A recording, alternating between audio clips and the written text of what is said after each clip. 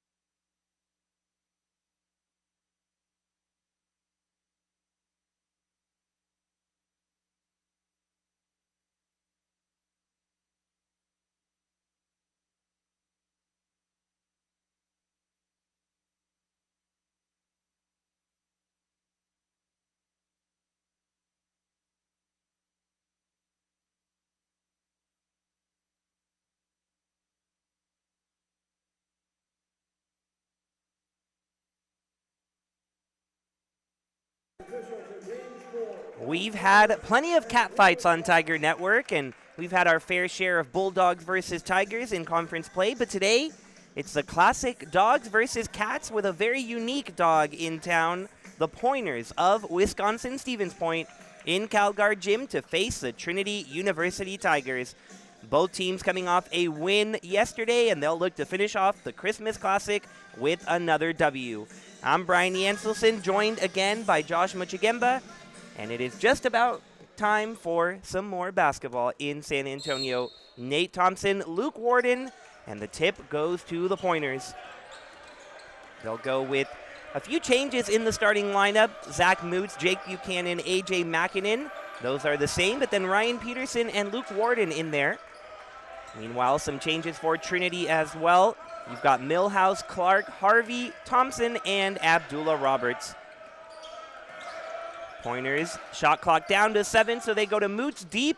It'll be off, and the Tigers will get the rebound. They're off and running. Roberts straight to the basket and puts it in for 2. A good start for the black and maroon today. And Abdullah Roberts starting in place of Ben Hanley, who went down in yesterday's game. So great to see him off to a fast start, and the Trinity defense with a 10-second call against the Pointers. So hot start here for Trinity, and exactly what Tiger fans needed to see. They're missing 3 of their top players here so far, and we're missing 2 yesterday for the whole game, and then Hanley goes down midway through that one. And it didn't seem to faze Trinity as they beat Geneva going away yesterday, as Clark steps in, picking up where he left off yesterday. Unfazed there, it was Clark as well. You said it already, the Tigers off to a quick start.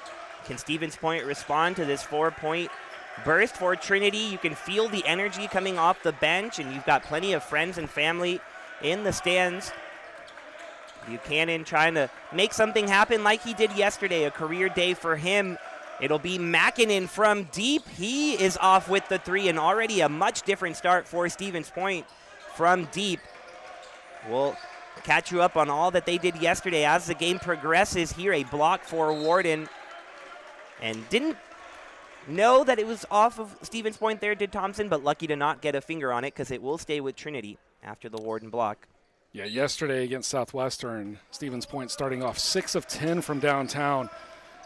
They lit it up. They had an early 22-point lead, but now they find themselves down 6 with Clark going to the line here for the and one opportunity. The Pointers had a 22-point lead in the first half over Southwestern. They saw it slowly dwindle as the game went along, but never lower than 7. It kind of stabilized there in the lower double digits, and they were able to hang on for a 10-point win. For Trinity, they also got off to a big start and really expanded it in the second half as Clark completes the 3-point play. 7-0 for the Trinity Tigers.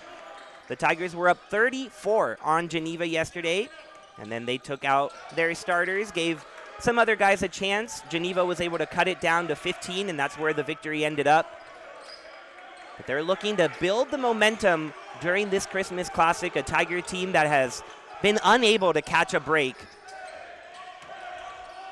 Peterson draws the contact, no foul call, but he's able to complete the bucket. And Stevens Point gets on the board with their first 2. Clark coming the other way quickly out to Harvey in the corner, and he hits it, picking up right where he left off yesterday. Jacob Harvey, the leading scorer with 15, all of which came on 3-pointers, 5 of them.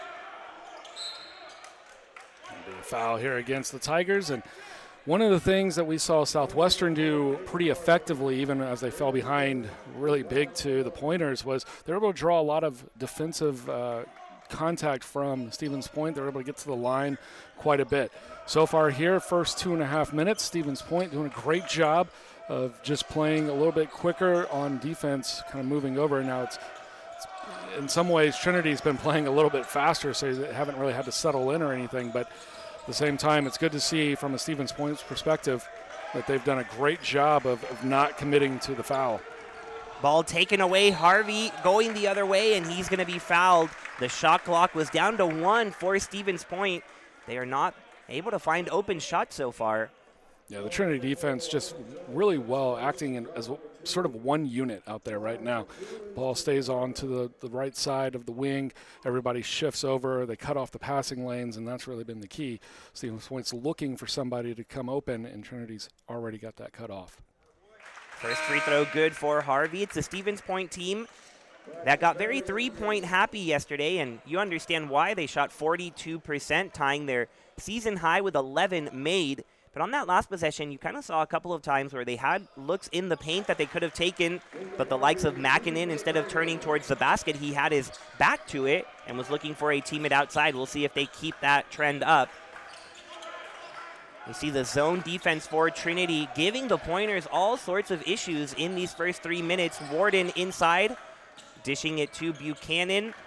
Lots of ball movement, but no open looks here. Makinen again could have had it from mid-range. Instead, an air ball from 3 for Peterson. So the Pointers going with arguably the more difficult shots outside rather than taking some easier mid-range looks. Yeah, a more difficult shot being from further distance, but it was a great inside-outside move right there. They had Makinen cut to the top of the free throw line, extended, and that drew the defender down. Easy kick out. Just got to knock down the shots when they're presented to you like that, but that was a great offensive setup there. Pointers taking the miss, trying to go quickly. It'll be Genrick who's checked in now. Peterson in the corner, has to get out of there, and does. So now Makinen will have it. And they continue to try to do that inside-out movement as you highlighted, Josh. They get it to Peterson down low. Won't finish, but will head to the line after the contact. And that's twice we've seen Peterson go up strong down low. You know, similar as we've seen, this is now game 7, counting the men's and the women's since Monday for us here at Trinity. And, you know, teams that have struggled from the outside, first thing you should do, start working the ball in, start, you know, seeing if you can establish a little bit of presence on the low block, keep that game semi-close, maybe start drawing some contact, drawing those fouls. Those will help you as you move down the rest of the half, start getting into the bonus, and then the bonus, as you like to call it. And then, you know, you just never know. You can stay close, you can stay within striking distance, and then if your shot develops from outside again, you know, you be crawling your way back into a game, even if you're down double digits early on. Peterson able to convert on his attempts from the line. Lead at 8 for Trinity. Roberts drops it off to Grayson Herr, who has checked in, along with Pierce Matthews and Braxton Berry. Roberts using the Berry screen, trying to get to the hole. He does, but the ball is just off the rim. And Stevens Point coming the other way. Buchanan has it, takes it straight down and in for 2 more.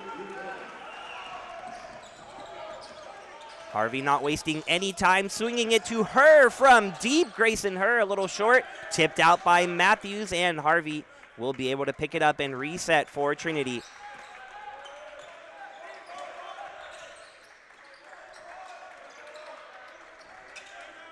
Here's Matthews coming off some off-ball screens. Now Harvey turning the corner. He draws a lot of contact and will head to the line again. Makinen thought he maybe got more ball than that, but he'll be charged with his first foul. And when we return, it'll be the Tigers at the line. First media timeout here in San Antonio. Trinity 12, Wisconsin Stevens Point 6, and it gives us a little bit of time to continue setting this one up. The Trinity Tigers coming into today 6-4 after their win over Geneva yesterday. They're 0-2 in conference play, but trying to use this week as a catapult for the rest of the season. This is their final non-conference game, and so from now on, it'll be all SCAC. Meanwhile, for the Pointers from Wisconsin Stevens Point, they have had a terrific start to their year, 8-4, including that win against Southwestern yesterday. You might have heard us yesterday, if you're a Stevens Point fan, that they've already surpassed their win total from the last 2 years combined. They had 2 in that shortened COVID season and then 4 a year ago, but they already have 8. So Coach Bob Semling in his 18th year as head coach, trying to get his Pointers back to that championship level, a program that has won 4 NCAA championships this century, most recently in 2015. Their victories have been pretty close though, Josh.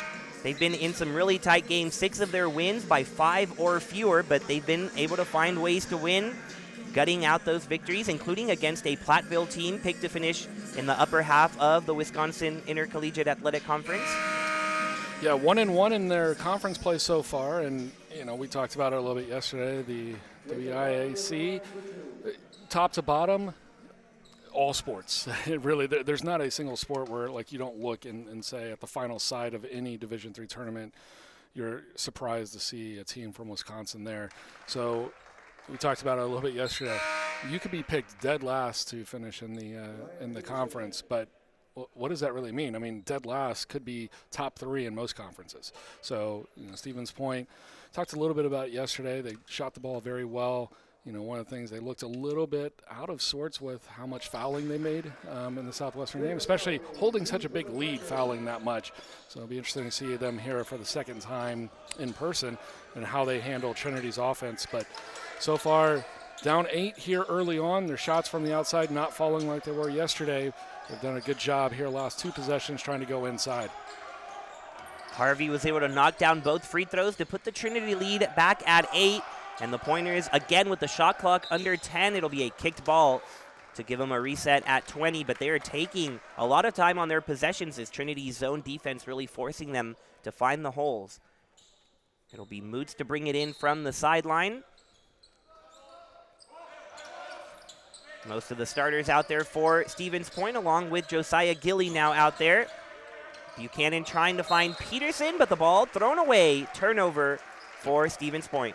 Yeah, maybe thought Peterson was going to cut to the basket. Peterson kind of was holding off on that low block, giving himself plenty of room. Maybe he thought a shot was about to go up, looking to start his box out.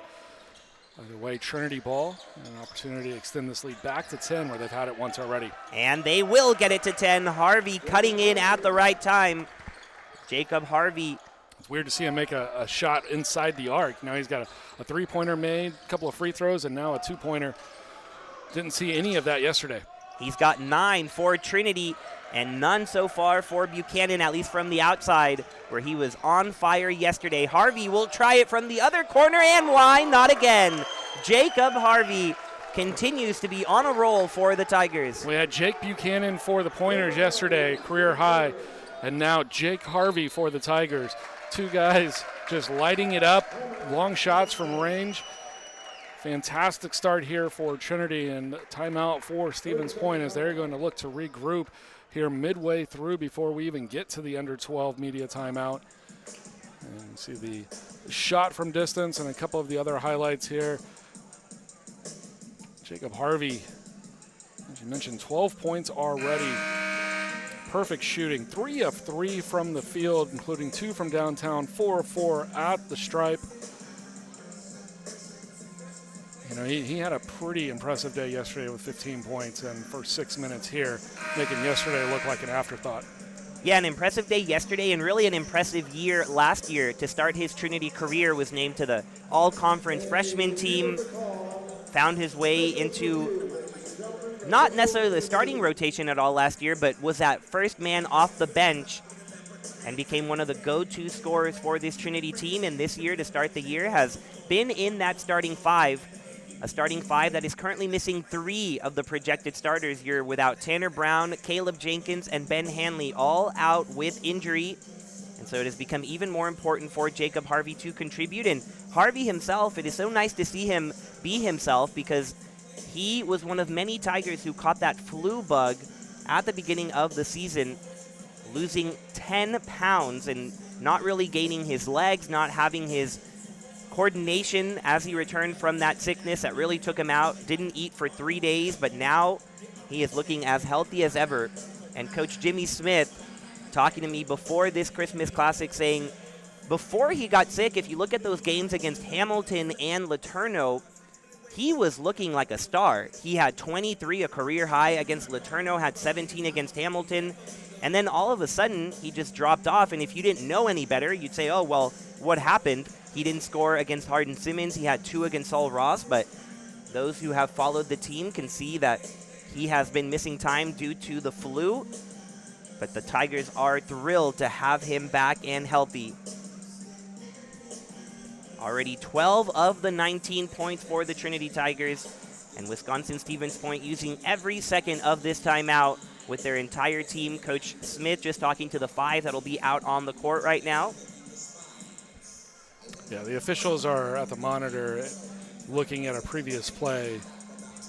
So I don't know if it's for official review or if it's just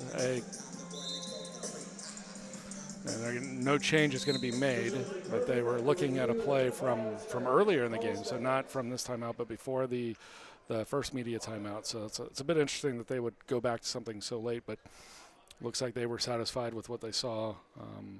Fortunate here to have multiple camera setups. Gives you some of the highlights for those watching at home at a different perspective, and then allows the officials to double check some of these calls and everything else, just to, when you got the advantage of having video replay and double check and make sure, then why not take advantage of it?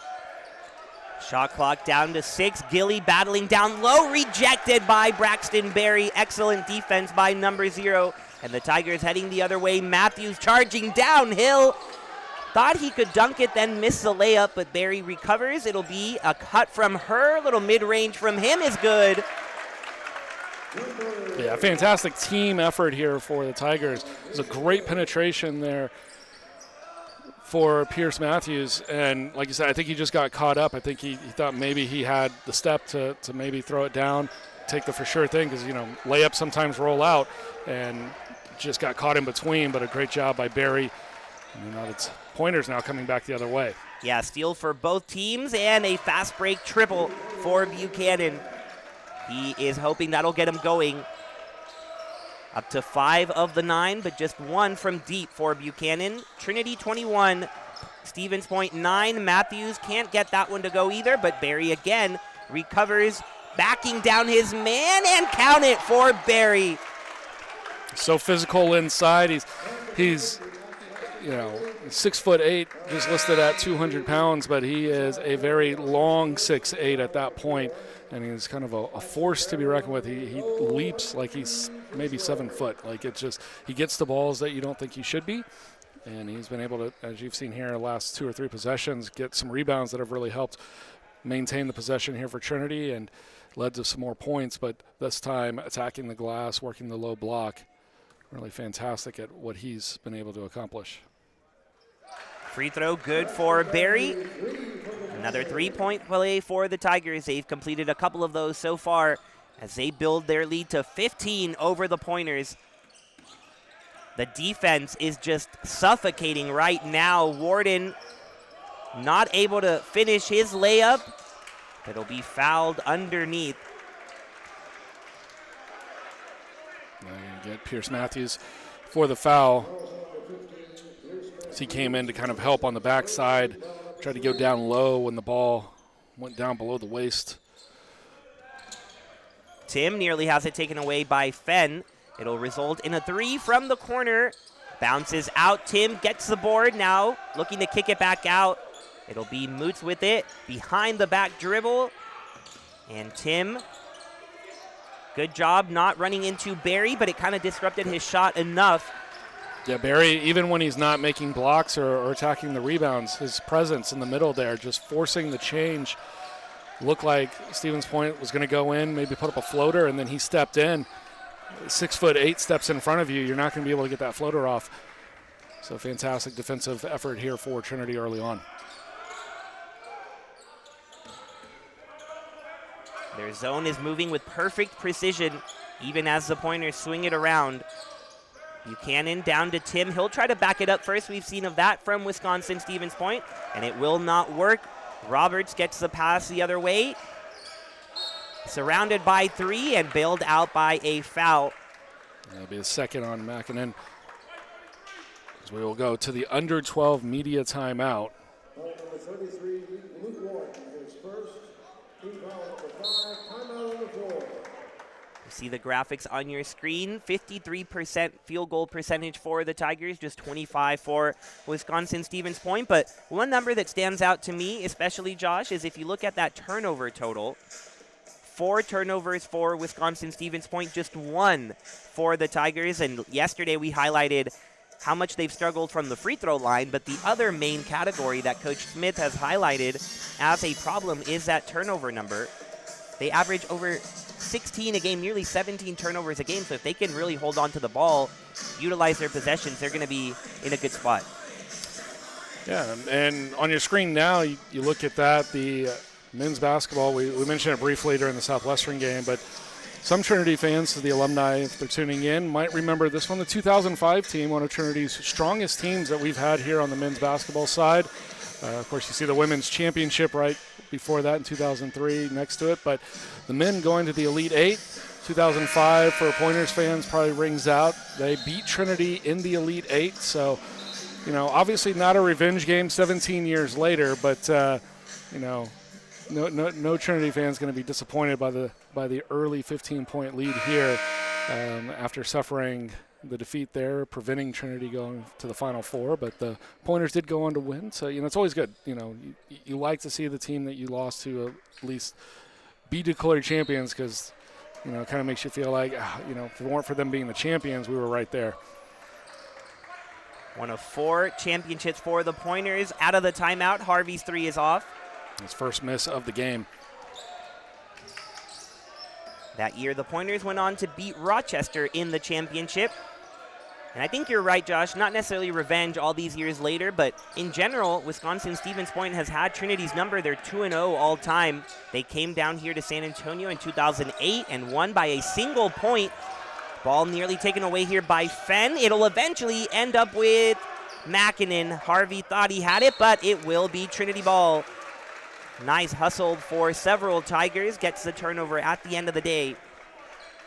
Yeah, not much Makinen could do. All the rest of his team was already back defensively, and so he was looking to not travel. He had to get rid of the ball or call timeout. Chose to save the timeout, because they've already used one here in the half. And so that will be back to Trinity. 5 on the shot clock. Harvey scoops it up. Not going to drop for him. Makinen to Buchanan. Thought about stop and pop there. Instead, tries the lane, and it's taken away. Roberts ends up with it, but yeah, you said it.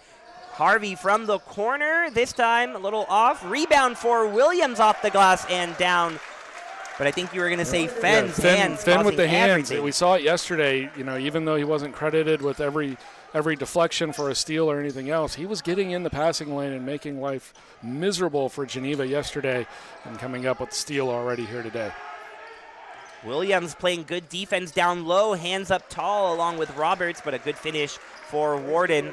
A nice job for Warden going 2-on-1 or 1-on-2 against Trinity defenders, and they did a great job of not fouling.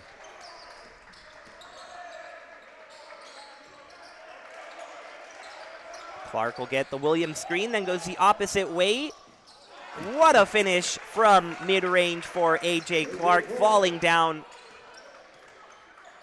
And the lead is 17 for Trinity. Drop off to Warden. He does a nice job from his left to put 2 more on the board. And a nice job from Jake Buchanan running the floor, seeing Warden coming down, crashing, able to give the little dump-off pass, get the assist. You know, going back inside, you're down 15. If you can continue just to get points offensively on your possessions as you start to play better defense, the game will come back to you and you'll be within striking distance. And you see so many times teams get behind by big scores early. They just want to start shooting threes all the time, and that's not necessarily the answer. You know, the answer is going to come from how well you can play defense, because you're not going to outscore a team just by, you know, somehow miraculously going on a big scoring run. You've got to also play defense. Patient look there for Fenn, because there was a man right on top of him, but he took his time, and we'll head to the charity stripe. We'll see how Fenn can do on this trip, but before saying anything, just note that the Tigers have done well from here. And they continue to do so. Fenn gets on the board point-wise, but as you were saying, Josh, just so active defensively. Coach Jimmy Smith saying he knows how to create havoc. And now the next part of his game that he has to figure out is being as aggressive offensively as he is defensively. And he does finish both free throws there. So 8 for 8 are the Tigers from the free throw line. A big development for them. Yeah, huge for Trinity. They've struggled all year from the line. This is a good coming out party for them here the last 2 days. The look underneath short for Tim, even though he had outlasted the Trinity defenders. He'll get another go at it. And the contact will send him to the line. Williams thought he went straight up, but he will get called for the foul. And it looks like Braxton Berry getting ready to check back in. Yeah, as that play has started to develop inside now for Stevens Point, I think Coach Smith wanting to get Braxton Berry back in. He had done a great job defensively. His presence was a little hard to deny. He'll go in for Ty Williams. Tim currently at the line, the sophomore from West Bend, Wisconsin. Scored 8 points yesterday, very efficient, 3 for 6 from the floor. Knocks down both free throws to cut the lead to 15. Fenn to Berry, can't grab it, and it'll belong to Stevens Point. Just the second turnover for the Tigers. Yeah, just 2 turnovers. They're shooting 10 of 20 from the field, so not giving a whole lot of opportunities away today. Warden in the middle, out to Makinen. And you see Fenn this time will be called for being too aggressive. A reach-in foul on number 35. 5th foul against Trinity. Meanwhile, the Pointers have 7. Number 12, Miles Coman, checking it in. And important to note, number 12, because yesterday he was number 0. And apparently the story behind that is just he forgot his jersey at the team hotel, so he had to use the emergency 0. And speaking of 0, Berry nearly with a block. But a foul called down low. We'll see how he plays today. He might be switching back to 0 permanently because he had a pretty fantastic game yesterday in that black 0. So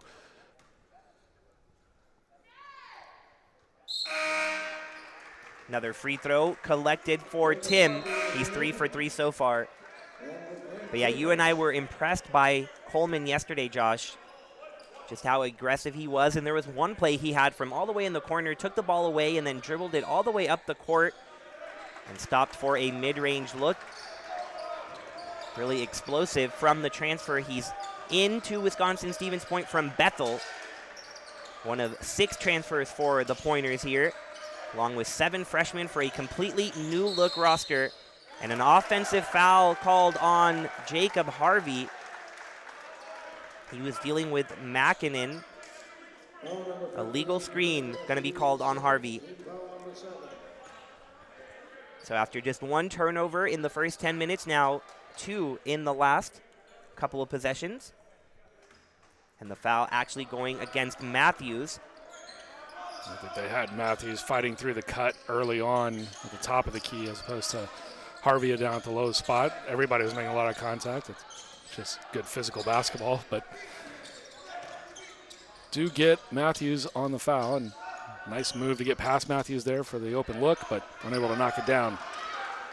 Matthews has some Tigers to work with. Who does he go to? None of them as he loses control. And now the turnover is starting to pile up a little bit for the Tigers. Another media timeout. Trinity 30, Stevens Point 17. We'll take our first timeout on Tiger Network, but be right back for more good action.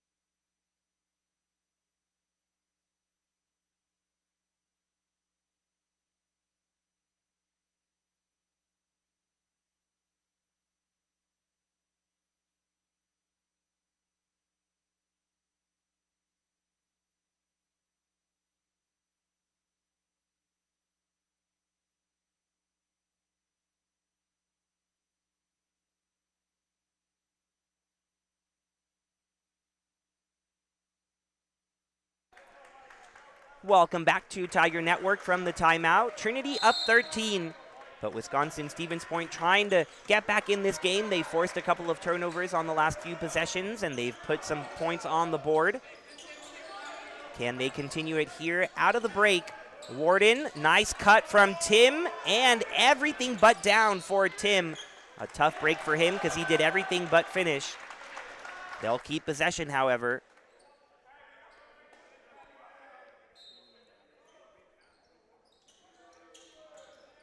Tim has it again. Warden's pass off the bucket and in the hands of Millhouse. Now Coleman takes it right back. So after a clean start to the game, the Tigers starting to turn it over with more frequency. Not what you want to see. 4 straight turnovers for the Tigers. Tim will be called for the travel. And of course, 4 straight turnovers just means that Tigers have a miniature scoring drought here. They haven't scored in the last 2+ minutes. Meanwhile, it's kind of I hate to say a 4-0 run here for Stevens Point. I will say it's an opportunity loss for Stevens Point. This is a time where their defense has worked. They've got to turn that back into offense because now that 4-0 lead that they had there over the last 2 minutes completely thrown away as Harvey knocks down the 3. And how about the delivery from A.J. Clark behind the back to Harvey, who had a man near him. It wasn't an open 3 at all, and still able to complete it. On the other end, a 3 for number 3 Buchanan. That's his second of the day. So far, Harvey versus Buchanan has been the story. Clark spinning inside. Jacobs trapped on the baseline, gets it to Millhouse, who hangs on to it. Tiptoeing down the line and then losing it to Buchanan. Millhouse really in a tough spot there from the beginning. Peterson setting up in the middle of the zone. Now it is Warden there, but the ball continues to be swung around the arc. Coleman up against Harvey. 2 around him. Pulls up over Harvey off the rim. Miss goes to Jacobs, who pushes it up to Clark. Clark, nice hesitation. Jump ball as he went in the air. Ball will stay with the black and maroon. I'm trying to go with a little bit more size on these substitutions here. Bring both back. Abdullah Roberts and Nate Thompson started. Both of them started this game. Nate Thompson getting his second consecutive start after his first of his career came yesterday. Scored just 1 free throw yesterday. We'll see what he does here. Harvey, what else can you say at this point? Jacob Harvey with his 4th 3 of the game. He is up to 18 already in the first half. 18 and a half. He had 15 in what I would say is essentially a half yesterday. And now the Tigers have a chance to run. Levine fakes the 3. Great move to finish with the layup. You mentioned yesterday he transferred in from Pratt where he was scoring about 20 a game. And that looked like a scorer's move right there. Saw the lane open, no hesitation, took it right to the rim. Gilly gonna be called for the travel. These pointers are frustrated. As the lead swelled back up to 18 for the Tigers, they had cut it down to 13, and as you said, Josh, a missed opportunity after 4 consecutive Trinity turnovers. But now that they found the offense again, it's a lot harder for Stevens Point to get back in it. Yeah, four straight turnovers. Now 5 for their last 5 from the field are the Tigers. Can't make it 6 for their last 6, a little short on the floater. Peterson thought about for 3. Now Vander Velden, the hook, no good. Gets his own miss and will head to the line. Elijah Vander Velden, the 6'8 forward from Huntington, Indiana, was in the starting lineup yesterday but did not score and did not shoot the ball at all despite playing 15 minutes. Was not in the starting lineup today, but perhaps Coach Semling wanting to see a little more size and more aggressive play from number 34. I gotta say this was in the act of shooting, so we get 2, although Would have been 2 after the first make anyway.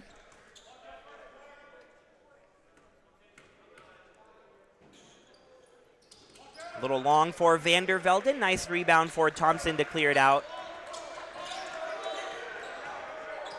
Clark has Vander Velden on him. Don't think that's the matchup Stevens Point wants, and Clark takes full advantage of it.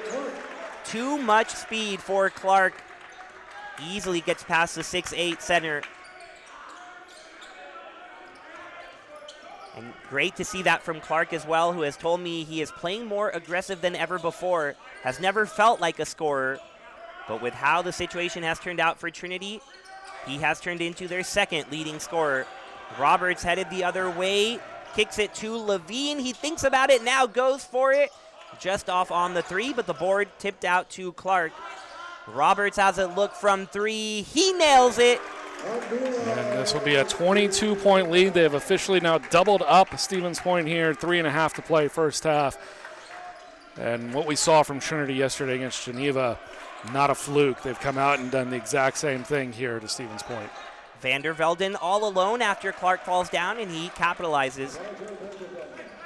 And this is what Trinity, as you mentioned, Clark now up to a second leading scorer. This is Trinity without their 3 top players by most regard. And, no offense to anybody still on the floor currently for Trinity, but they're without 3 guys that have made significant impact, and it looks like they haven't missed a beat here. That one spins out for Harvey. The bench wanted to explode, but I'm sure there will be another opportunity for Jacob Harvey. The lead 20, Buchanan nowhere near as efficient as he was yesterday. Can they get him the ball? No, taken away by Roberts. Clark taking a full head of steam, has Vander Velden on him again. Spins around, Gillian completes the layup. It is looking good for the super senior, who enters double digits now with 11, and he is 5 for 6 from the floor. It'll force another Stevens Point timeout, as Coach Semling has seen enough. Yeah, and Trinity just coming out, firing on all cylinders here. You see this little spin around. Really the only move that Clark had, because he's about to get called for 3 seconds in the lane. You see the Buchanan 3 earlier on. And matched by Jacob Harvey. Harvey just having an unbelievable career-type day here early in the first half. And then A.J. Clark taking over the last 2 minutes or so, a little kick out. When you've got Abdullah Roberts, who, listed 6'5", 6'6", when he can pop out, knock down those threes like that, he really does play kind of a 4 position. When he pops out and starts to become a wing, that creates, just a difficult defensive situation for other teams. And he's done that, the last couple of years that we've seen him. Able to step up, knock down, had a game winner against Texas Lutheran a few years ago. He's the type of guy that can hit the big shot. And, going beyond that, we talked about 3 guys not in the starting lineup today: Ben Hanley, Tanner Brown, and Caleb Jenkins. 3 upperclassmen that this team has relied on over the last few years. But right now, you say, you've got A.J. Clark, you got Jake Harvey, you've got Abdullah Roberts, you've got, Nate Thompson, Ty Williams doing some work down low. Really, it's a team effort, and if you're a coach, Jimmy Smith's got to be thrilled with how this team is clicking. And thrilled when looking at the effort of his team off of the misses that they've had, shooting over 50%, but that's not the whole story. They've gotten 6 offensive rebounds, and before I took a look at the exact stat, I had a feeling that they've converted on all of them, and they actually have. They have 14 second chance points, so really taking advantage even when they don't get the first look to go. But on the other end for Stevens Point, you're playing good enough defense to stop the Tigers at times, but then you don't collect the miss. It is lots of missed opportunities. Tarjan strong on his mid-range look. And the Pointers can't really buy any momentum. Harvey, top of the key. Good for Harvey. 21 here in this half. The lead is 25 for Trinity, and can anyone stop Jacob Harvey?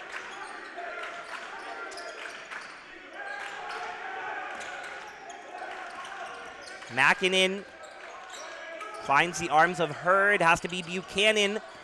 Nice contest from Clark, and just nothing easy for Stevens Point at this point. trying to get the ball to Harvey. Seems like a smart choice. Instead, it is Barry along the baseline, and he'll be called out of bounds. As Vandervelden does a nice job there using his size to force Barry out. So we have a minute to go here in San Antonio. Trinity 48, Stevens Point 23.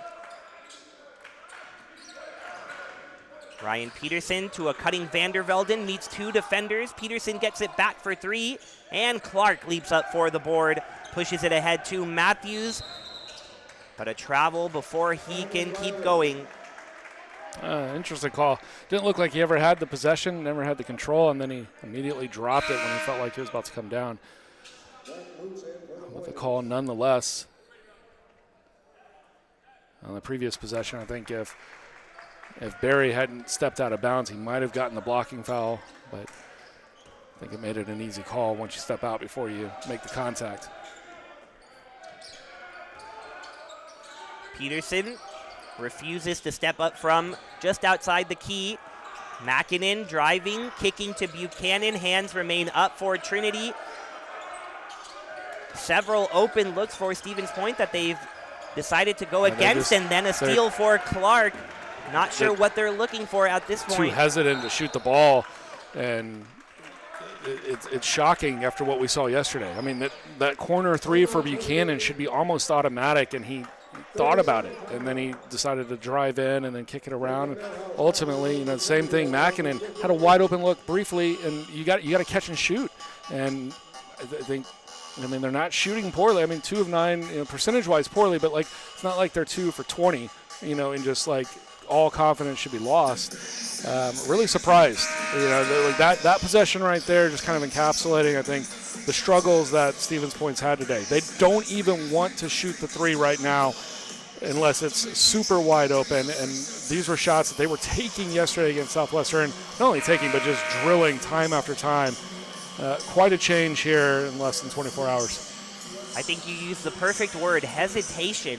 Really not sure what has gotten into this team that was so confident yesterday, putting up shot after shot.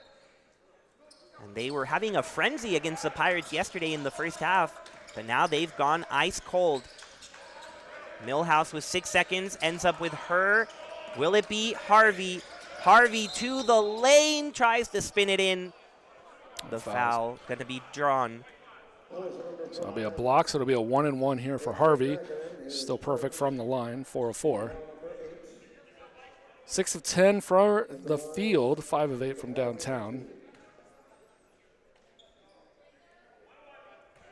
And I know we talked a little bit about it yesterday, but I think we're really going to have to look into the pluckers, Josh, because if that's what Jacob Harvey utilized to gain his 10 pounds back, get back on the court, and now score 22 in the first half, we're going to need to get some of those chicken tenders. And he said he wanted those plain chicken tenders, but he usually goes with the Cajun wing. So order us some of those, because Jacob Harvey has matched a career high already in the first half alone. That is 23 points for the sophomore. He is 6 for 6 from the line, but more importantly, 5 for 8 from deep. And the Tigers will take a 27-point lead into the half. Just an outstanding performance by the maroon and white that are wearing black today. And they're going to be thrilled going into the locker room. So we have great action coming up for you on Tiger Network. It looks like it's going to be a fun one for Trinity. So stick with us after this 15-minute halftime and join us for more basketball.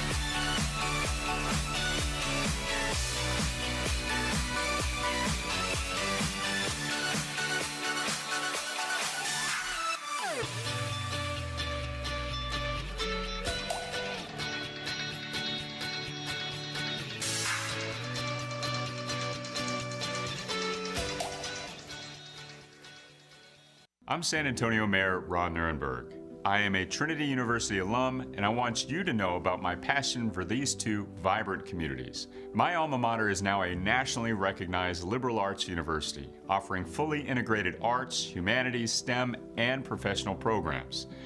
Grounded in the liberal arts, Trinity graduates students who think critically, act meaningfully, and contribute confidently throughout their careers.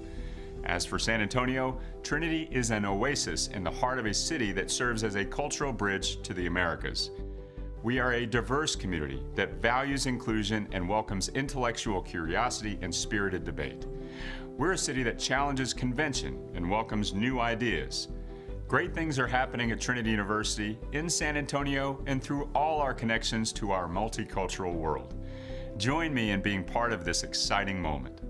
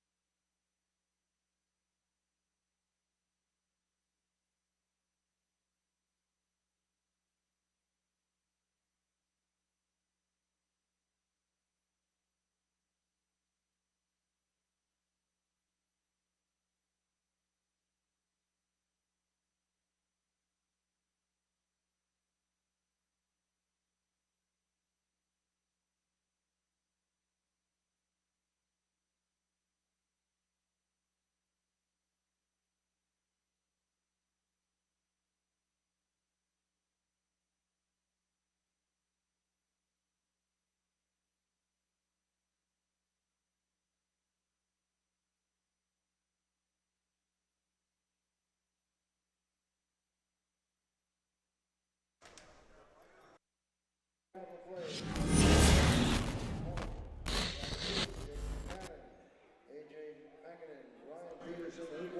Trinity, Jacob Harvey, Jacob Millhouse, A.J. Clark, Abdullah Roberts, Nate Thompson. Welcome back to Tiger Network, where it has been all Trinity Tigers.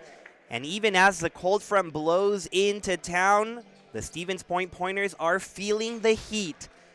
And why wouldn't they be when back home it is -2 degrees in Stevens Point, Wisconsin? Here in San Antonio, what we consider a frigid 45, but it'll continue to dive even lower than that.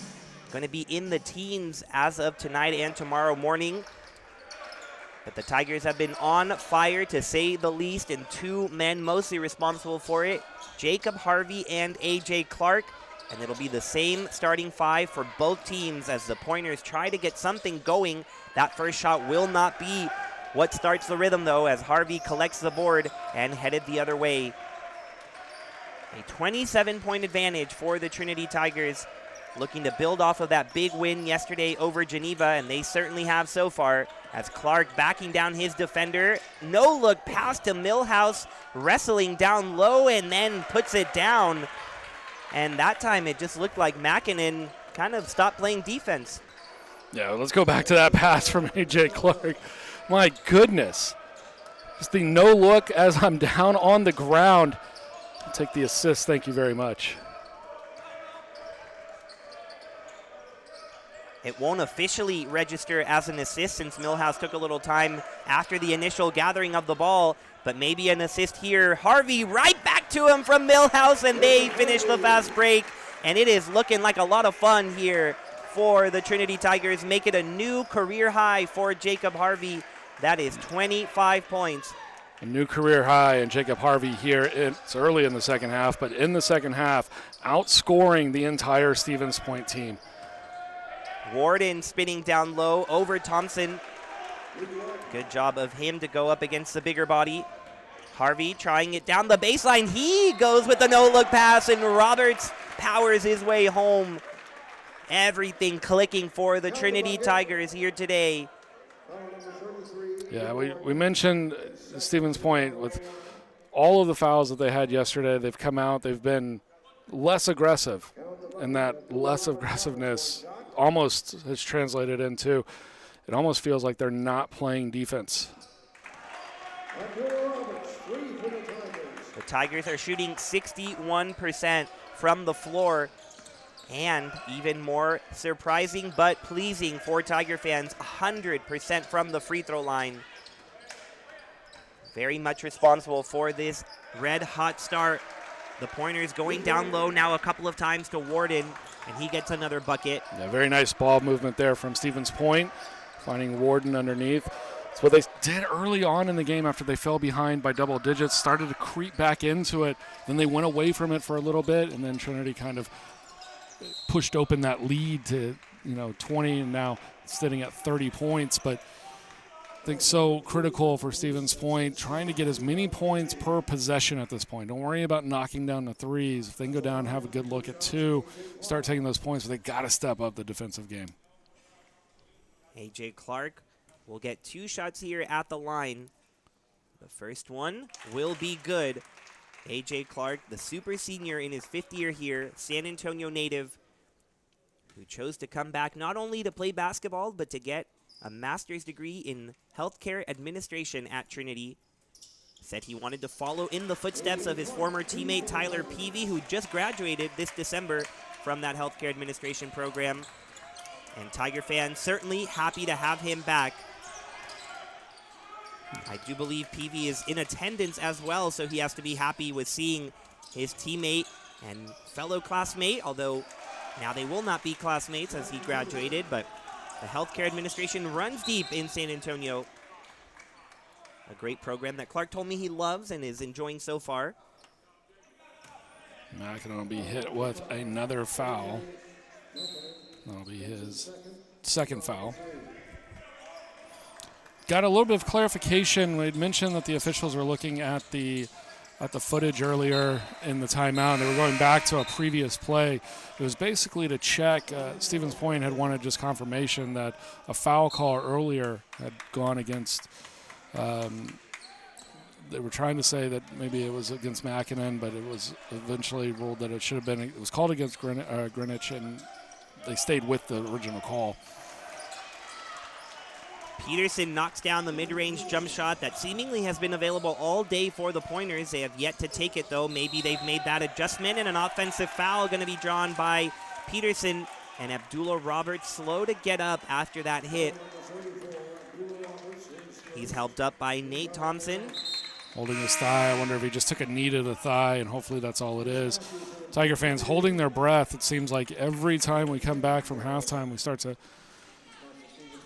lose another key contributor to this team. And, you know, right now that's really the only thing that can stop Trinity. And even that, as they've come out and done it without Ben Hanley here tonight, without Caleb Jenkins, without Tanner Brown. Just, you know, that can't continue because eventually you're just going to run out of players. But they've found a way. But at some point, I think everybody on this roster will be like, man, we'd really like to stop losing our guys. But the guys that are getting a chance are stepping up. Warden in the middle of the zone. Now Tim kicks out. Ends up back with Peterson charging. The ball movement a lot better for Wisconsin Stevens Point, and it ends up in an and one opportunity for Warden. That has to be what they were looking for all first half. The adjustment clear in these first 4 minutes. Yeah, and Warden now 5 of 6 on the day, 10 points. He'll head to the line for the first time, though. So he's done a great job down low. Trinity not fouling him up until this point, and he comes in, knocks down the free throw. Now, 8 of 9 are the pointers from the line. Trinity 13 of 13. Haven't seen fantastic free throw shooting in any of these games here at the Leslie Robinson Classic until today. The Tigers, now with a step back three from Millhouse, it'll rattle out, and the Pointers looking to run. It'll be Genrick, stopped by Clark. Nice job of him getting back defensively. Now Warden feeling good, kicks it to Buchanan. Buchanan short on the floater, and then will foul Clark before he can get away too far. And a little slap of the court there. Buchanan frustrated after a career-high 33 points yesterday. Also a career-high 8 assists, but it has not been the same story for Stevens Point. It'll be the first media timeout here in San Antonio. Trinity 59, Wisconsin Stevens Point 34. And we'll stay right here with you because we've teased all weekend that we're so happy to have new teams in town, really unique mascots, and I think the Pointers qualify as a unique mascot, Josh. Yeah, you know, and there are a lot of teams up north that, you know, kind of take the name of the school and just kind of add the ers to it. But the Pointers seems a little bit different, you know, because they actually, you know, instead of like the Minnesota Intercollegiate Athletic Conference, which just adds, you know, the Johnnies or, you know, the Olies or whatever, they've got the Gusties. Like, this one actually seems like it's purposeful. It is purposeful. They've got the pointer to go along with Stevens Point, and the story I've got for you today is not necessarily how they chose the mascot, but how the town got its name, Stevens Point, Wisconsin, located in the middle of the Badger State, right along the Wisconsin River. And it was named after George Stevens, who traveled the Wisconsin River looking for opportunities to grow the lumber industry. And he used Stevens Point as a strategic stopping and storage place during his travels. And so for his contributions, giving the town more movement, they named it after him. So hence the name Stevens Point. And as I looked through that history, it just made more sense if Puget Sound would have gotten to play Stevens Point for their logging industry. Yeah, we had the loggers in here playing the women's team yesterday. And, you know, so much of the country, you know, they have the nice, beautiful, scenic, tall trees. We don't get that here in Texas. A.J. Clark drives in and drops in another layup. So much of the country does, and so much of it relies on the lumber industry. We don't have tall trees, but we do have a tall A.J. Clark looking like a tree on that last layup. The three goes down for Genrick. So the offense definitely feeling a lot better for Stevens Point. Can they put together stops now? A spin for Matthews. Robbed by Genrick, and he is all alone. Acceleration.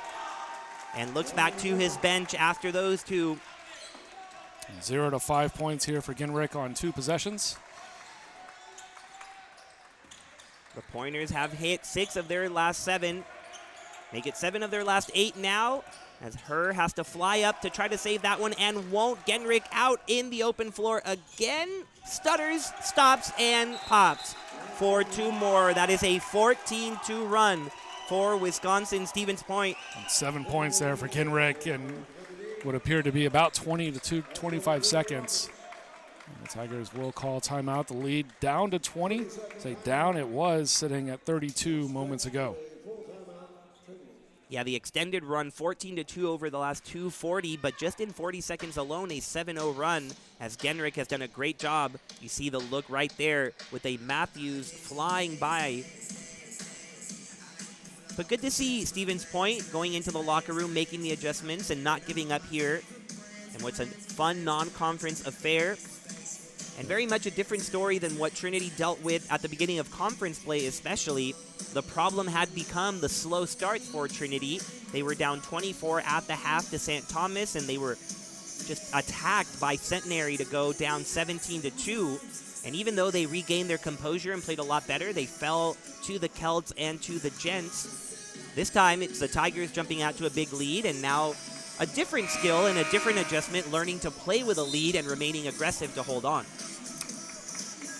Yeah, and I think both of them have to be approached the same way. You know, at times you can't really worry about, you know, what you have done in the game already. You know, it is much easier to play with the lead than obviously 20 points behind or anything like that. But at the same time, everything about what you want to go out there and do is what's ahead of you.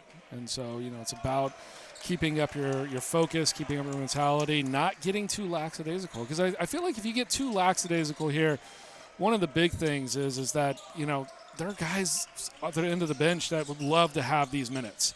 And if you're going to be like that and not go out there and respect the lead that you have, you know, those other guys deserve it. So when you have a lead, you still got to play and play hard and continue to, you know, work on your game. You know, so I feel like you kind of approach, you know, everything kind of the same way, because at the end of the day, you want to be better at the end of the game than when you started. Clark, trouble with it, gets it out to Herr, and a blocking foul going to be called on Genrich.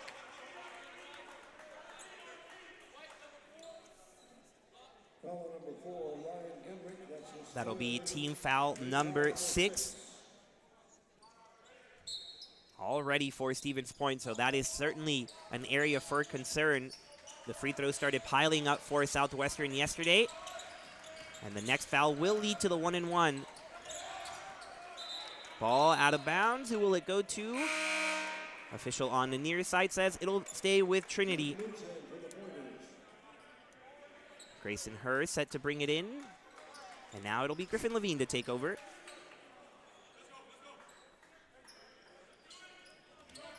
Abdullah Roberts out to Clark, going right into his man, 2 around him. Now Roberts inside from the key.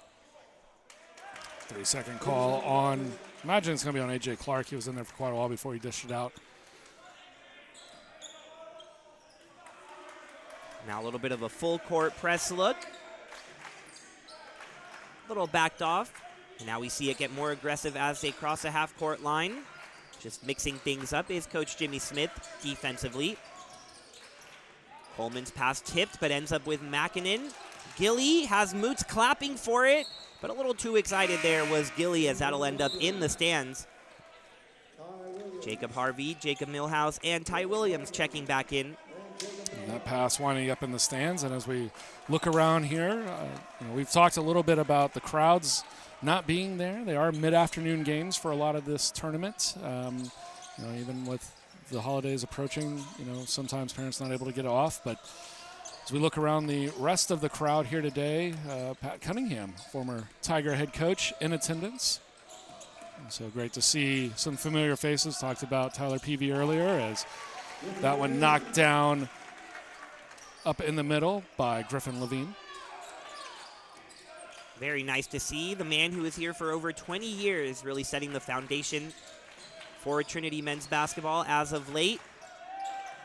Brennan Tim right into Ty Williams and off the glass to get the 2. Lead remains at 20 for Trinity. Already a career high for Jacob Harvey, and he'll look to add on here in the second half. He has it with him right now. Dribbles it into Levine now. Out to Roberts. Shot clock down to 10. No problem for Roberts, but the shot will fall to the left of the rim. A little bit of contact there, but that's a shot that Roberts looks at it again on film. He's going to realize he's got to finish that. Very vocal calls on the court defensively. Tim might have shuffled his feet down though. Gets it to Coleman. And a nice hop step for Coleman to get 2 more. As we see his explosiveness that we got a glimpse of yesterday has been quiet today, but maybe he'll get going now. It was 27 at the half, down to 18 for Trinity. A big dent made by the Pointers. Can Williams get it back to 20? Not nice. On the shot, but he'll get a trip to the line. Nice inside move, the drop step, spin. Had a good look at it, couldn't get it to roll in, but we'll go to the line to try to earn back those 2, and he'll have to wait just a moment as we are headed to the under 12 media timeout. And I'll take a quick rundown of the stats here for you because there's been a lot of back and forth action. We talked about Jacob Harvey at 23 at the break. He's got 25 here as we are into about halfway through now the second half. So he slowed down quite a bit, but at the same time, hasn't been needed to be relied upon as much as he was early. And the rest of it for the Tigers, A.J. Clark, mentioned him quite a bit today. He's 6 of 7. He's got 15 points, 8 points for Abdullah Roberts, and 6 assists also for A.J. Clark. So approaching that double-double on his side of it. Meanwhile, for the Pointers, Luke Warden, talked about him, 5 of 6. He knocked down that 1 free throw early on in this half. He started off really well here in the second frame. He's up to 11 points, leading the way for Stevens Point, and 8 apiece for Jake Buchanan and Ryan Peterson, 7 points for Ryan Ginrich, and 6 points for Brennan Tim. As the Tigers head back out to the floor, it will be Ty Williams to the free throw line. And Josh, one of the things we highlighted in the first half was that Trinity was really capitalizing on the second chance opportunities. They had 14 points off of offensive rebounds, but they have 0 so far in the second half. And so Wisconsin Stevens Point doing a lot better job cleaning up the glass and preventing Trinity from getting 2 shots up in a possession, as the first free throw good for Williams. And on the other end, I know we also kind of harped on them to go down low, go inside if you're the Pointers, and they certainly have done that after just 10 points in the paint in the first half, already 14 in the second half, so they've definitely gotten that message across, and Williams is no good on the second free throw, so the lead 19 for Trinity as Stevens Point tries to get back into this one, but that won't help as Tarjan's pass out of bounds. Yeah, a little half-court pickup pressure there from Trinity, and I think it just surprised Tarjan just enough to where, as the player was coming back, couldn't see what was on the far side. Might have been Makinen. Either way, player was coming towards the ball, and at the same time, Tarjan was thinking the player was going to cut maybe back towards the basket, so he sent it deep out of bounds. Harvey turning the corner with his left hand, won't be able to complete it. Now Buchanan leading his offense, had Tarjan, but the pass would have been deflected, so he went the other way. Now it is taken away by Clark. Harvey one-on-one with Buchanan, a lot of contact there. And Jacob Harvey will head to the line to try to extend his career high. And Josh, I have a question for you. Are you a Harry Styles fan? Not a fan, but not a big fan. That's fair. I think that's where I fall too. Close to seeing him in London, but it didn't happen. But his latest very successful album was called Harry's House. But I think we've got Harvey's House today. And that's what Calgary Gym really is becoming. Yeah, especially after leading the way last night, leading the way today. Former sports information assistant here, Jordan Deadweiler, will appreciate Jacob Harvey's efforts. He was telling us nonstop last year about how he thought Jacob Harvey was the next big thing here. And I'll have to admit, there were times when I would watch Harvey play last year, and I know he was just a freshman, and I would look at it and I'd be like, Jordan, I see what you're saying, but seriously, you think this guy's going to be able to take over?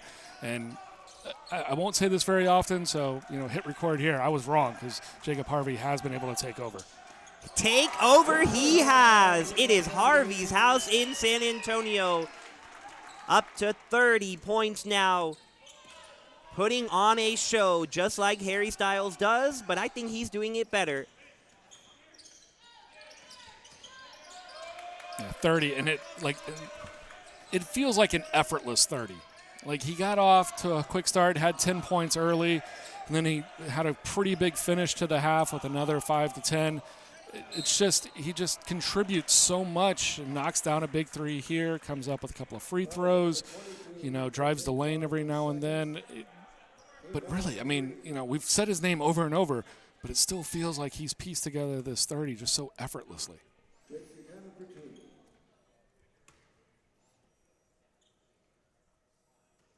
First free throw here, good for Buchanan, who all the talk we've had about Harvey today, and you might be thinking, you keep saying him over and over. Well, that's what we were doing for Buchanan yesterday, who had just a stellar showing himself, career highs in points and assists, but today has been held quiet by the Tigers, and you have to wonder, the Trinity Tigers were in attendance yesterday, watching very closely, and they must have noticed that Buchanan was doing well, so they have given their full attention to number 3. Williams from the free throw line, his jumper a little bit off. Yep, and early on, Trinity's perimeter D was just causing havoc for Stevens Point, and the game started with that type of intensity for Trinity, and I think that kind of just ever so slightly took Stevens Point a little bit out of their rhythm. They thought maybe, okay, we're going to come in here and kind of do some of the things that we were successful with yesterday, kick the ball around the perimeter, find our open man, hit the shot. Trinity got in the lane, started making some steals, creating the turnovers. They rushed down on the other end, knocked down some easy buckets, hit a couple of big threes themselves, and boom, it was 12-2 early on. And then Stevens Point was starting to scramble at that point. They couldn't find the open lanes. They had to go back to the inside. The inside wasn't creating that kick out that, it needs to. And, from that point forward, Buchanan just not able to get some of those open looks because he had some really great open looks yesterday. An open look missed by Williams, but then he collects his own miss and puts it back up. And an excellent find by Harvey to get him in the air. Yeah, Harvey's going to be like, I'm glad you got your own rebound there, but you took away my assist. As long as the points count, I think they will take it. 71 now on the board for the Trinity Tigers. The lead back up to 24. It had been up to 27. Stevens Point cut it a little bit, but get it back up to 26, says A.J. Clark. Yeah, and you saw Buchanan there with a three. That one just rolling around, not falling in, but that one well contested by Levine. So it's a different feel for what Stevens Point's looking at. Southwestern really didn't have the same intensity they did for a period of time in the second half as they started to crawl back into the game, eventually losing by 10. But it's those open looks, and that one so much better. We talked about that one possession in the first half where they were hesitant to shoot the corner three. That time, immediately catching and shooting Buchanan, knocking it down. He's such a pure shooter at times that, if he's got the confidence, he's going to knock down those shots. Still 8 minutes left. I'm not confident as a Tiger fan that this game's out of reach because when you've got a team that can shoot as well as Stevens Point can from the outside at times, this game could go either way still. Certainly can go either way, but with that effort, if it continues, the likes of Ty Williams getting those offensive boards, it'll certainly look good for Trinity. You might remember a couple of minutes ago said Wisconsin Stevens Point limiting those second chance opportunities for Trinity, but now in the last few possessions, Ty Williams battling down low and will get a trip to the line out of it since he is fighting so hard. The lead 23 for the Trinity Tigers over Wisconsin Stevens Point. And we talked about why Stevens Point is called Stevens Point. But we didn't talk about the pointer. And it's funny because we actually talked about this, Josh, yesterday, that you don't hate dogs, you don't love dogs. They're kind of in the middle for you. How do you feel about pointers? Do you have any feelings about them? I'm going to have to just plead the ignorance here. I know that it's a dog, but that's about the extent of my knowledge there. I've got to be honest, that was my knowledge as well before this matchup. But I dug into it a little bit and found out that a pointer is a medium-sized dog, usually bred in England, because they are usually known as English pointers. And they're typically known for being a hunting dog. And they're called pointers because they point to their prey. And they help hunters find out where the game has landed. But all I have sensed today is that it is all pointing to a Trinity victory. Very, very true. And that is a fascinating a look at their mascot. And as I said earlier, I do like the fact that they actually took what is actually a specific dog or a specific thing. And even though they are the Stevens Point pointers, it's not just we'll just tack on the ER or whatever it will be to just extend the name as some have done. I'm like, come on, just give us a mascot. But in this one, like I said, I'm not totally confident. 8 minutes, I've seen some crazy stuff. And so, if you're sitting at home, you're a Trinity fan, you're like, oh, you're hating on Trinity. I'm not hating on Trinity. It's just I've seen some crazy things in college basketball over the years. And with how well Stevens Point shot yesterday, not completely confident in that this one is entirely over. But Trinity doing a great job. They haven't, fallen asleep here. Still attacking the offensive rebound here as Barry pulls this one down. And now the attack back. Finn with the steal. And it's going to keep it alive for the Tigers. And Barry will go back to the line. But it's just one of those things where we saw Stevens Point play an unbelievable game yesterday. And it's so hard for a team to come in. And one, it's so hard for a team to shoot lights out 2 days in a row. It's very, very rare to see a team go into a gym that they haven't played in before and do that. There are the subtle as a shooter. Yes, the three-point line is usually the exact same distance away as it is everywhere. You walk into a gym, as you're looking at the rim, you've got different backgrounds, you've got different things. You might have slept a little different last night. So it is hard to come in and do the exact type of same things that they did yesterday. And obviously Trinity's defense, a little bit different than what we saw from Southwestern, as I feel like they've been much more aggressive in their 2 games against Geneva and Stevens Point compared to what Southwestern did against Geneva and Stevens Point. But with all of that being said, Stevens Point, it looks like you tell me that they're the picked to be number 8 in their conference out of 8. And, without any disrespect to the other 7 University of Wisconsin schools in Division III, that just feels a little absurd at this point. I would agree with you. They have looked good. They clearly have the talent. They've got the shooters to get hot on any given night, so you get the sense that they're going to provide some trouble up in Wisconsin as they get into conference play once they get home. And you mentioned 4 championships this century, so last 20 years. Means like every 5 years they've won a championship, and on average. And that's you're talking about team of the decade type of mentality. That's getting into, as for those that pay a lot of attention to D3 football, they're purple and gold, so it really doesn't, it kind of fits the scheme there, right? Because only the purple teams win football championships, it seems like, the last 20 years. But there really aren't that many other teams that have kind of dominated the last 2 decades of Division III basketball the way that Stevens Point had. And Bob Semling has been there for all of it. An assistant coach for the first 2 championships and then the head coach for the 2 most recent ones in 2010 and 15. He is now the winningest head coach in Stevens Point history. Loose ball will end up with Trinity as Vandervelden tried to go up high. But Coach Semling trying to rebuild this program back to that championship pedigree. Their last NCAA tournament appearance came in 2018, so it's been a while. They're trying to get back to the national conversation, and so they came down here to face a couple of Texas teams.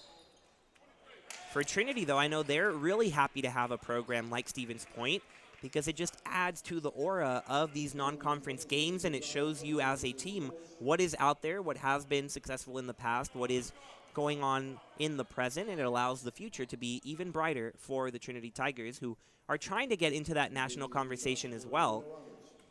They're on the complete opposite end of the spectrum, too. You said Stevens Point picked to finish last in their conference. Trinity picked to finish first in their conference, but it's been a slow start in conference play, and they're hoping that this really gets them to where they want to be in the conference tournament at the end of the year. Yeah, and I think similar to, what Stevens Point has to deal with in Wisconsin, where there's quite a few very good programs. Trinity, trying to establish themselves as maybe the class of Texas. We've got, Mary Hardin Baylor, who over the last decade plus has established themselves very well within the national rank. And kind of gotten out of the region here and moved on into some Final Fours. And then St. Thomas, who's recently come in. Now they're a full Division III member, eligible for the postseason for the first time this year. Their soccer team able to make a nice little run into the Sweet 16. Their basketball team off to an incredibly hot start. They're 11-1, 4-0 in conference play. We don't see them until about a month from now in January. But it's one of those things where, I kind of feel like the whole tide of Texas is starting to rise with, the addition of what Trinity has done the last 2 years. Jimmy Smith coming in and kind of forming this program into, the mold that he had. He was very successful at Schreiner early on and taking a program that was down and kind of bringing them back up into the conference conversation. A couple of conference championships over at Texas Lutheran. Then he went D1 for a small time period. Was over at Millsaps, and then had an opportunity to come here. And it's a system that I feel has worked. We see, the caliber of play that we had last year. And then, the 2 games here, really, we've had a couple of home games here this year, but, over Thanksgiving break. But this one coming back, it's the first time we've seen the team since that Thanksgiving time. And the team has looked incredible at home in all 4 games that they've played so far. They continue to look good with a 26-point lead. All but A.J. Clark have checked out on the starters' end. Wisconsin Stevens Point still with a couple of their starting unit in there. Buchanan along with Makinen and Warden down low. 10 seconds on the shot clock here. Tim backing down Barry. Great move underneath. A recovery by Barry, but then a foul on number 0, who jogs out to center court. Thought he had a good defensive play, but that'll be 5 personal fouls on Braxton Barry, so his day is done. Yeah, only 4 points, 5 rebounds, 3 blocks for Barry, along with the 5 fouls. But that stat line does not tell the whole story of his presence here today. Early on, when we talk about that perimeter defense, there was some interior defense that was also stifling the pointers early on, and Braxton Barry was a big part of that. Had a couple of possessions where just his presence was enough. He didn't have a block. He didn't get a steal, didn't do anything else. But his presence was enough to really throw off what Stevens Point was trying to do. And that kind of built up over the course of time and Trinity able to establish that huge lead early on. So he'll foul out, but I think, at the end of the day, look back, box score is not going to say huge contributor. My eyes tell me that he was one of the better players that we saw out here today. He's got the size and athleticism to be a big contributor, so he will continue to work at his game. Just a sophomore, such a young team this Trinity roster has. Kind of fooled a little bit when you look at the 2 super seniors of Hanley and Clark, but the reality is it's a very inexperienced team that continues to get more and more confidence every time they win games like this. Now up 24. One of the things that Coach Jimmy Smith tried to get across to his team, and he mentioned it to me in our meeting, saying his team really has to understand how badly other teams want to beat Trinity. And especially this men's basketball team, who was not at the top of the conference for many years, but now, after going to the NCAA tournament last year and being picked to finish first in the preseason poll, that sends a message to every other SCAC team of this is the team to beat, and they got a sense of that in Centenary and in St. Thomas. And Coach Smith really wanting his team to take it to the opponent just like they will receive it on the other end. And I think we've finally gotten to see it against Geneva and against Stevens Point, where Trinity comes out and is looking like the team that wants to win early on. And the Tigers, as we start to look ahead, as we're under 4 minutes here now. The shot clock expiring, and not having the buzzer, but that will send us to the under 4 in the final media timeout. And I think to that point, I mean, we're looking at the schedule the rest of the way, and we've got conference starting here again. We're already 2 games into conference, but we've got Schreiner and Colorado College coming to town. That'll be on December 29th. Schreiner will be in here, both the men and the women. And then on January 2nd, Colorado College making their lone trip back down during the regular season. And so, I think you're exactly right. Schreiner's always that team, kind of they're officially our travel partner. Kerrville just about 45, 50 minutes away. And especially, I think, Schreiner, Texas Lutheran, Southwestern, those are the 3 closest teams to us. They've sort of been bombarded by Trinity in the past, not just in basketball, but some of the other sports as well. And they've gotten to the point where they're just tired of it. And, so when they get an opportunity to come in here and put up a big game against Trinity, it's one of those things. I'm not going to say it's, their Super Bowl or anything like that, because those teams have done really well over the past few years, and they have bigger aspirations. Texas Lutheran a few years back, winning the conference multiple years in a row. Schreiner, always feels like they're just on the cusp, and it's, a couple of years ago they had some really high caliber teams, and they always have players that, because Kerrville's not too far away, they got a lot of players from San Antonio. They get a chance to come back in. San Antonio, Trinity, the only school in San Antonio in the Division III ranks. So, when they get a chance to come back and play in front of, the home crowd, as it were to be, all their friends from high school or whatever it be, we see guys have huge games here, and they just kind of relish that. And so I think to your point, it's been great to get these 2 games under the belt. And it's great to see the team being so effective, both offensively and defensively. Final few minutes here notwithstanding. But, Schreiner comes in a week's time, and that is a completely different story, because you're back into conference play. The games, not saying this one doesn't matter, but the games count for something else. You've got to have enough games under your belt to qualify for the postseason tournament. And if you're Trinity, you cannot miss the postseason tournament when you're hosting it. Like, it's just one of those things where, you're expected to be there. And so they've got a lot of work to do. But the work is being done inside CalGuard Gym this week. Grayson Herr, the latest to hit a 3-point shot to get Trinity up to 80. The lead 24 as the clock reaches 2.5 minutes. Mackin in a deep one. That's the type of confidence we saw yesterday from Stevens Point that has been missing here today. But they'll try to find it as they enter conference play. They'll have a couple of conference matchups against their rivals as that ball taken away from Thompson at center court. They'll head home to face Whitewater and La Crosse as they get another 3-pointer here.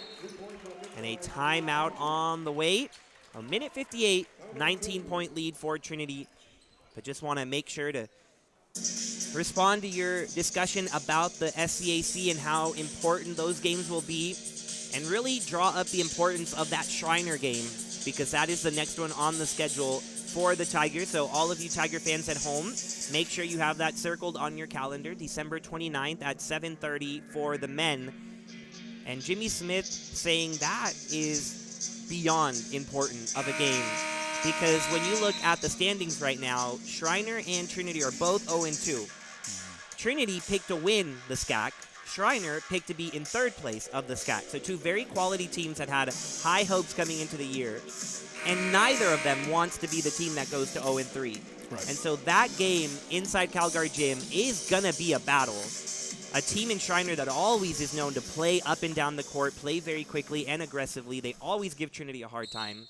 And so at 0-2, both of those teams are going to be fighting to the death, really, because as long as a season as you have, and you have another date with each team you face in the conference, 0-3 is a pretty big hole to dig out of. And the top 6 teams end up making the SCAC tournament, but what Trinity is really shooting for is a top 2 spot to get a bye when they host that tournament at the end of February. But there's a lot of work to be done, and so they have to carry what they've done well here into the next week, enjoy Christmas, enjoy Hanukkah, and then step back into the gym and make sure they can take on those Mountaineers. Yeah, and the only silver lining to the fact that both Trinity and Southwestern are in 2 is they lost to the same teams, Centenary and St. Thomas. And when you look at it, those are kind of the 4 teams right there: Centenary, St. Thomas, Trinity, and Schreiner. And so, Texas Lutheran has been playing well. Colorado College is off to a 2-0 start in conference, but some of those early starts are kind of a misnomer, basically depending on who you've played. And so, for me, yes, 0-3 is sort of a mental dagger, but both of those teams know that they should be 10-win teams, 12-win teams in conference. So they've got a lot of games ahead of them that they're going to be winning if everything kind of goes accordingly. But that game specifically, when you talk about that bye, St. Thomas out to that 4-0 start, I'm not going to say they've got the top seed locked up, but it almost feels like they're destined to get one of those top 2 seeds now. So instead of there being 2 seeds available, I feel like there's maybe just one left to get that bye. And that bye is huge because, instead of playing both Friday, Saturday, and Sunday, all you have to do is come in here and play Saturday and Sunday. And so that extra game, you can take your legs out from underneath you. It might not affect you for the Saturday game, but 2 games compared to one game for your opponent, most likely on Sunday, that could be the difference maker. And, looking around, St. Thomas is 11-1, Centenary is 9-3, and then, Texas Lutheran 7-4 overall records. I don't see, outside of maybe St. Thomas here early on, a lot of teams that look like they've got a resume, if they lose a conference championship here in the SCAC, that they're getting an at-large bid. So your playoffs really contend on winning the conference. And, you sat down with Coach Smith, and he was talking about that and how, the start of the season here with losing a couple of games like that really kind of changed how he was looking at things. Get an opportunity, these non-conference games, to let some of the other guys go in there and get some playing time and try to develop as a player so that they're ready if called upon for conference games, because they're going to need the whole team as we go down the final 15 games of the year. Out of the timeout, mid-range look for Williams is clean. Excellent dish for A.J. Clark. And with that assist for Clark, a season-high 8. And talking to him, he says he prefers a flashy pass to any sort of offensive play like a dunk or a three-pointer. And asking him why is that, and he said not only does he feel good, but he knows his teammate feels good because they just scored. And so he loves assisting his teammates, and he has done a great job of that today, approaching what could be a double-double if we had maybe a few more minutes of time, but I don't think he's going to get there with 40 seconds left. Yeah, an 18-8, a fantastic day for Clark. And then the man with the ball right now, Jacob Harvey, 30 points on the day. Really just have to give it to him as he'll kick out for Millhouse. And the Tigers will grab the board, and they should be able to, I was going to say, run out the clock if they wanted to, but there's 3 seconds difference on the shot and game clocks. But Abdullah will go to the line here, and then I think we're looking at potential last possessions. I doubt that Stevens Point's going to be in any type of a fouling mood. But, yeah, a fantastic day for those 2. Abdullah Roberts at the line now. He's got 10. Ty Williams really impressed me today, too. Came up big offensively. We talked about Braxton Berry looking, passing the eye test, but Ty Williams also passing the eye test, but also getting it done on the box score as a nice little ovation here for Harvey and Clark as they depart. And Abdullah Roberts up to 11 now. We mentioned the 3 players not playing for Trinity and how the team was going to respond. This team really looks like they're not a one-player team, and it's somebody different, every day they step out on the court. And that's, I feel like, what's going to carry this team forward. They don't have to rely on one guy. Felt like we were maybe that type of a team last year, and if that player had kind of a down game, or if your 2 players had a down game, things didn't go your way and you were out of the tournament. So this gives me hope. If you're a Trinity fan, it should give you hope too that maybe the 2023 year will bring better results come end of year than what the 2022 season did. It was a collective team effort highlighted by a career-high 30 points for Jacob Harvey, and it wraps up a Christmas Classic sweep for the Trinity Tigers. Geneva, Wisconsin, Stevens Point, you can put a check and another check by their names because those are 2 victories for the Trinity Tigers. It has been a fantastic week of basketball here on Tiger Network. Thank you so much to everyone for joining us throughout the week. We hope you've enjoyed it as much as we have because it has been fun from the start, way back on Monday for UMHB versus Trinity, and it ends up here with another Trinity victory. And not only the men's team going perfect, but the women's team remaining perfect this week and for the entire season. So if you haven't realized it this week, just another reminder that it'll be a lot of fun in Calgary Gym, and we'll have it all for you here on Tiger Network. Thank you to everyone for working these holiday games as you get one final look at the broadcast booth here. It is not easy. Everybody's home for break. Campus is pretty quiet, but it'll never be quiet for Tiger Network. And so thank you, Josh, for putting it all together for us, and Ryan and Mason as well, and everybody who worked these games. It's been a pleasure. For Josh Muchigemba, I'm Brian Yenselson. Have a happy Hanukkah and a Merry Christmas.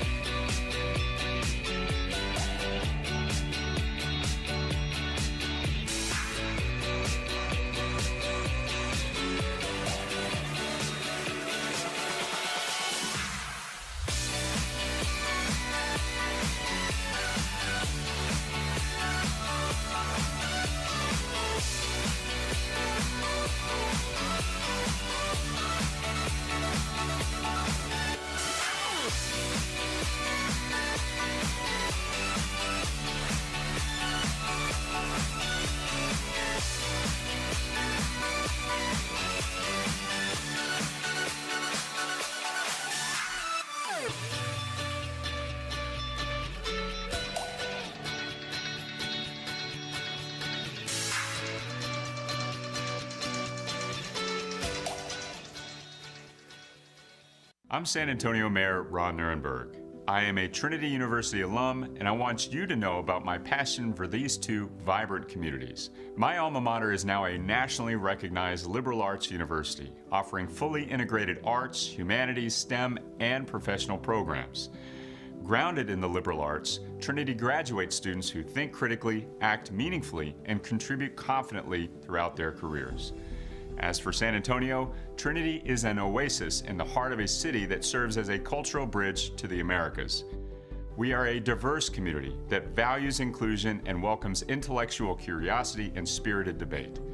We're a city that challenges convention and welcomes new ideas.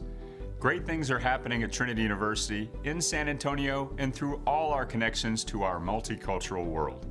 Join me in being part of this exciting moment.